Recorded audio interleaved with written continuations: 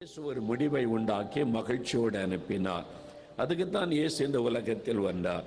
உங்கள் துக்கம் சந்தோஷமாய் மாறும் என்று சொன்ன இயேசு கிறிஸ்து தன்னை தேடி வந்த மக்கள் எப்படிப்பட்ட துக்கத்தோடு வந்திருந்தாலும் அவருடைய துக்கத்தை சந்தோஷமாய் மாற்றுவதற்கு அற்புதம் செய்து அவர்களை மகிழ்விக்கிற ஒரு ஆண்டவர். 18 வருஷமாய் இந்த துக்கத்தை மாற்றி ஆண்டவர் அவளை மகிழ்ச்சியோடு அனுப்பினார் என்பதை இந்த அற்புதத்தை வாசிக்கும் போது நாம் அறிந்து கொள்கிறோம்.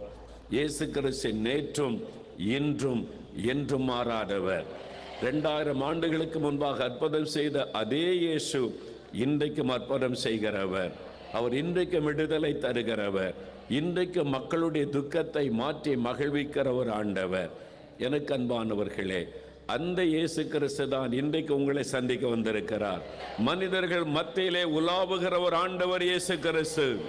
மனிதர்கள் எங்க இருக்கிறார்கள் அவர்கள் மத்தியிலே வருகிற தேவன் அவர்.